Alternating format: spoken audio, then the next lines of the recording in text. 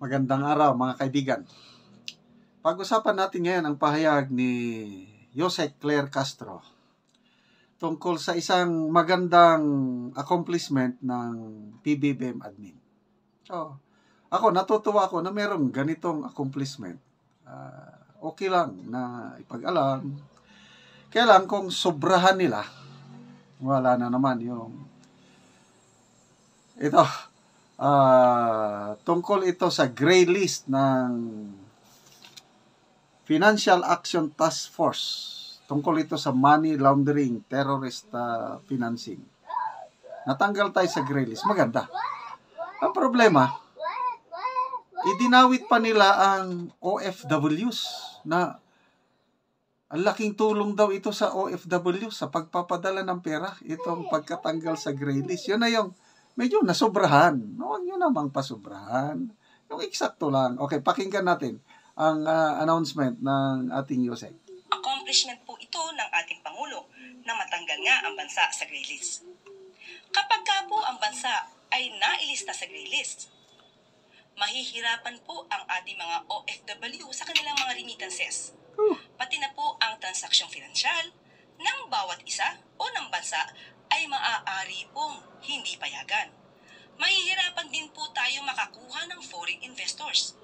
Kaya dahil natanggal po tayo sa gray list, hindi na po tayo mahihirapan, lalong-lalo na ang ating mga OFW na magpadala ng kanilang remittances dahil maiiwasan na po ang pagbabayad ng napakalaking fees. At madali na rin po sa atin ang mag-inganyo ng mga foreign investors. Kakayanin natin, lalo na ng Pangulo, na linisin ang mga kalat na naiwan sa atin ng nakaraang administrasyon. Ipanalangin natin na mapanatili natin na hindi tayo muling mapasama sa gray list o blacklist ng FATF. Hindi titigil ang ating Pangulo na maisaayos at mapigil ang mga gawaing may kinalaman sa money laundering at terrorist financing. Maraming salamat para sa Bagong Pilipinas. Okay, so Financial Action Task Force, international body ito, na isama tayo sa gray list noong 2021. Kaya may mga deficiencies kasi ito ang binabantayan ng Financial Action Task Force, yung malakihang pera na ipasok sa atin kasi nga money laundering, terrorist financing. So, I don't know kung ano yung deficiencies ng Pilipinas noong 2021 at naisama. So, ngayon, 2024 ba? 2020 naalis. So, maganda. Kaya lang, ito, parang may dalang paninira na naman sa past administrasyon na lilinisin daw ang dumi ng nakarang administrasyon. Makita nyo na mayroong may pamumulitika, may Tapos, ito pa ang, idinawit pa ang OFWs. Okay, kung may nanonood na mga OFWs dito, kasama man tayo sa gray list o wala, apektado ba kayo sa inyong pagpapadala? To me, hindi apektado ang OFW sa pagpapadala kahit kasama tayo sa gray list kasi maliliit na amount man lang yung pinapadala. Ang hindi maipadala, kasama tayo sa gray list, hindi ka pwedeng magpadala ng malaking pera. Kasi nga, yung malaking pera baka gamitin sa terrorist financing, gamitin sa money laundering. So, magbasa tayo sa mga comments, Aking anak, nasa US, from time to time, pinapadalhan kami ng suporta. Matagal na. Hindi naman sila nahirapan. Kahit kasama pa tayo sa gray list na yan. Kaya hindi ako maniwala dito sa sinasabi ni Jose Castro na apektado daw ang mga OFWs dahil kasama tayo sa gray list. Wag nang okay, Mars Pop, sabi niya, mas lalo na pinapahirapan ng OFW sa ngayon ng amo mong ngagba.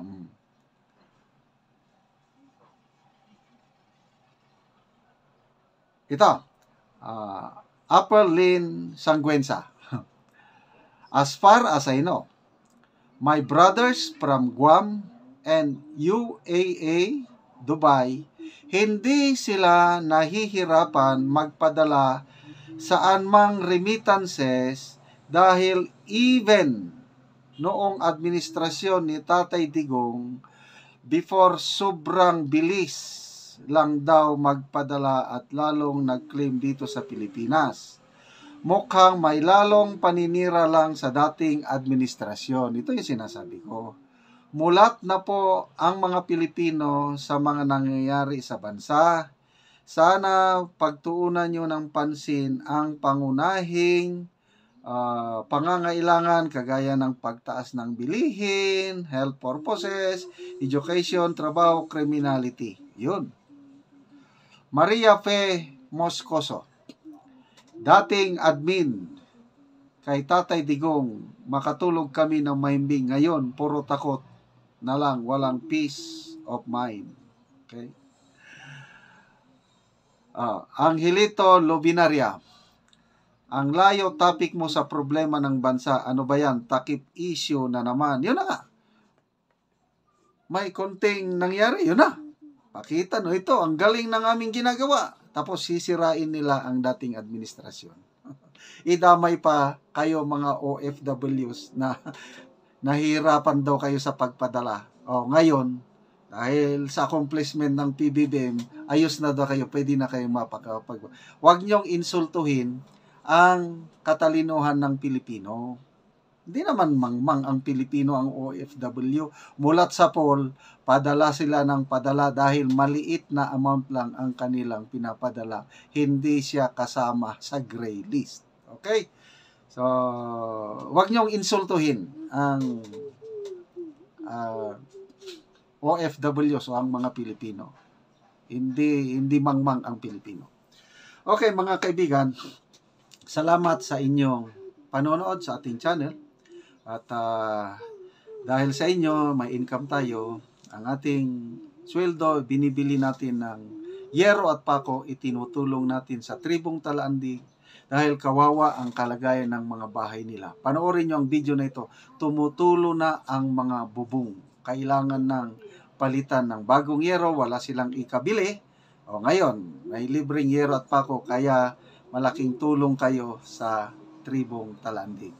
Sana ipatuloy nyo ang inyong panonood, lalo na ang inyong hindi pag-skip ng ads. Mauna ni ang ikatulong balay nga naagyapon sa sitio garden sakop sa Tikalaan Bukidnon.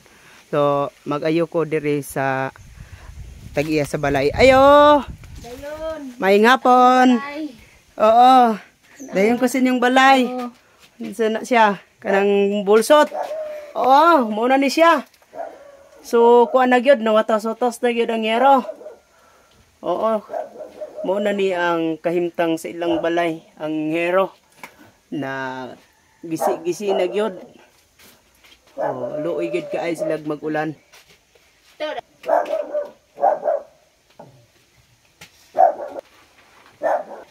Mga luag na gyud ang mga bangag sa ilang yero.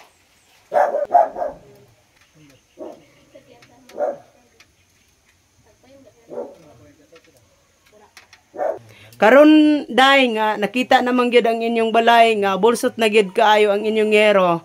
So mag-prepare na mo og kahoy.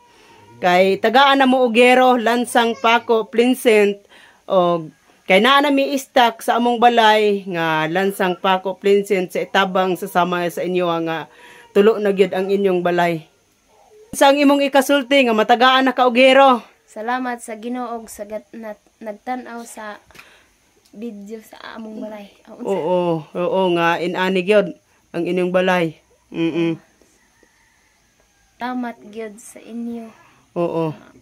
Matabangan gyud may kay nabuslot na gyud among balay. Oo. So kung mag-ulan dili na gyud ka di na gyud mo ani makasilong. Dili na gyud may mga kasilong ani. Oo, kay ulanan na gyud.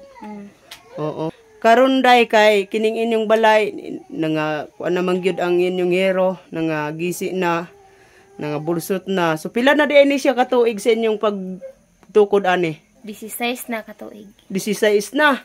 So dugay na kaayo. So mao na nga pareha na ang itsura. Oo, mao na ni ang itsura sa ilang ngero, sa ilang atop nga 16 na daw ka tuig ni nga ilang balay. Oo. So sige day, salamat. Oo.